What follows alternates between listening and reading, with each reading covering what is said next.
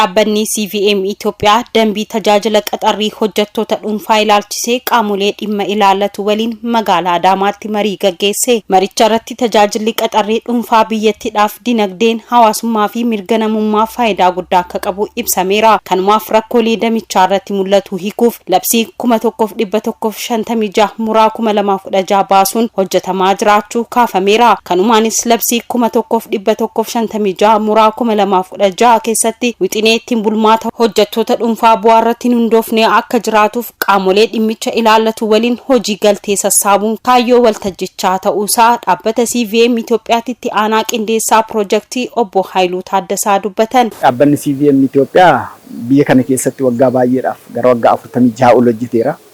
Haniin hojjechaa tures baay'eensaa mirga dhala namaa irratti.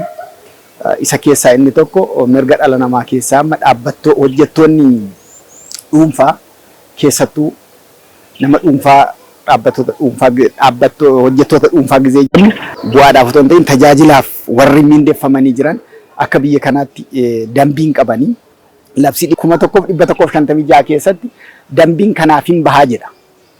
Kanaaf dambiin kun hin baane dambiin kun bahuu dhabuu isaa irratti hojisiisaa gidduutti rakkoo adda addaa uumamaa jira biyya kana keessattis. Kana hin fulaa jenneeti yoo dambiin kun bahee jiru. Mirgi hojjetaa sunis hin kabajama. Mirgi hojisiisaallee akkasuma hin kabajama. Mirgaaf dirqama isaa garlachuuti yoo bare hojisiisaa gidduutti haala gaariitu uumama. Hojiin sun haala gaariin deemaa jechaadha. Kanaaf hojii dhabdummaallee hin xinneessaa jenneeti nuti yaannu moolsii faana jechaadha. Ta'uudhaan nuti faayinaanshaaliidhaan deeggaraa jirra. Isaan immoo akka mirga kana baasuu isaantu qaba waan ta'eef dambii kana qopheessaa jiru wixinee. Qoda fudhattoonni waltajjichaa irratti argaman wixineen kun yeroo raggaa'ee rakkoolee gama hawaasummaa fi seeraa mul'atan hir'isuuf akkasumas miidhaa dubartoota irraan gahuuf furmaata ni ta'a jedhanii kan yaadan ta'uu ibsan. Hojjettoota nama dhuunfaadhaan qaxaramanii hojjechuu danda'aniif mirgi isaanii kabajamee fi nagummaan isaanii fayyummaan isaanii eegamee akka hojjechuu danda'an dambii kana baasuudhaaf wixinee dambii kana qopheesseera. Qaamoleen garagaraattis asirratti akka irratti mareetanii fi gabbisan gochuudhaaf kan bahedha. Dambichi walitti dhufeenya hojjetaa fi hojjechiisaa murteessa. Akkasumas mirgaa fi dirqama kaa'a waan ta'eef hojjechiisanis ta'ee hojjetaan gaafa dirqamoota seerichaan yookiin dambichaan kaa'an darbu wantoonni immoo itti gaafatamummaas fudhatu waan ta'eef walitti dhufeenya sanaaf yookiin badii qaqqabuufis beenyessuufis wanni mataa isaa qaba.